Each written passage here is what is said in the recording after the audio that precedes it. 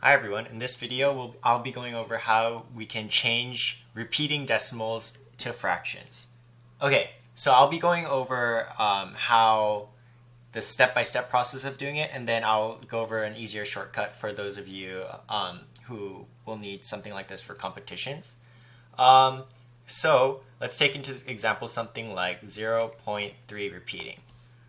So this is essentially going on forever. And if you think about it, how could we change something like this to a fraction? So in reality, what you're supposed to do, the step-by-step process is actually you set 0.3 repeating to equal something like x. And we multiply everything by 10. So 3.3 repeating equals 10x. Now, the cool part is we can actually subtract these two. So we can take 3.3 repeating equals 10x and then subtract 0.3 repeating equals x. So actually 3 equals 9x. So x equals 1/3. So we've successfully converted 0.3 repeating into a fraction. Now, what if it was something a little more difficult, like 0.37 repeating? We would do the same thing, but the one condition is we have to make sure that after the decimal point, it's exactly the same, whatever we manipulate 0.37 to be. So we set 0.37 to equal x, like normal, but if we multiply 10 like we did last time, we'll actually get 3.73 equals 10x. We can't subtract this, right? Because they're not the same. We're just going to end up with a different repeating number. Now, if we multiplied x by 100, we would get 37.37 equals 100x. Now, this repeated part is exactly the same in both scenarios. So we can actually subtract it, and then we get 37 equals 99x. So x equals 37 over 99. So, as you've probably noticed, everything is going to be over something 9 like this, and then we can simplify it later. So actually the trick for doing this is if there is nothing in front of the repeating decimal, you can change it to a fraction easily by counting the number of digits that are repeated. So in this scenario it's 1, and then in this scenario it's 2, and then you put that number, this number, over 9, depending on how many there are. So in this scenario there's 1, so it's 3 over 9. In this scenario it's 2, so it's 37 over 99. In another scenario where let's say it was 634 repeating, it would be 634 over 999. So you notice the pattern, right? Depending on the number of digits, you put the repeated part on the numerator, and then the denominator is completely 9s, but it has to have the same number of digits as the numerator. So that's how you would change repeating decimals to fractions if they're simple like this.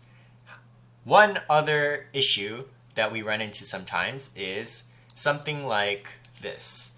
So 0.243 repeating, but only 43 is being repeated. So something like this, we can't immediately just chuck 243 over 999 because the 2 isn't repeating. So what we actually have to do is, in this scenario, it's a lot easier to understand if you start off with the simple method we did.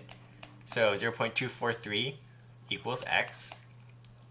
Now, we just want this part repeating, the hundredths and the thousandths decimal places to be exactly the same. So we actually have to multiply by 100x again. So if we multiply everything by 100x, we end up with 24.343 repeating equals 100x. So you see here that I had to multiply something to get the repeated parts to be the same. That is the most important part of changing a decimal to a fraction, because otherwise you can't get rid of this repeated section. Now, if we subtract, this disappears, and we actually get 24.1 over 99 equals x. And then what you'd have to do is simplify that and make that into a common fraction. and which I won't be showing now, but that's what you would have to do. So if in scenarios like this one, where you only have repeating numbers like this, it's easier to just put it over 9 or 99 or 999, because in competitions you got to do it fast. But in scenarios like this, sometimes you would have to figure it out step by step, and it often takes a little bit of thinking. And yeah, but otherwise, you will only really need to use this kind of stuff in competitions. And if you just notice one other thing, it's just that if you move this decimal place over at 241 over 990, so if there are sections like this that are not part of the repeating section, your denominator is always going to have some sort of 9 and also a 0.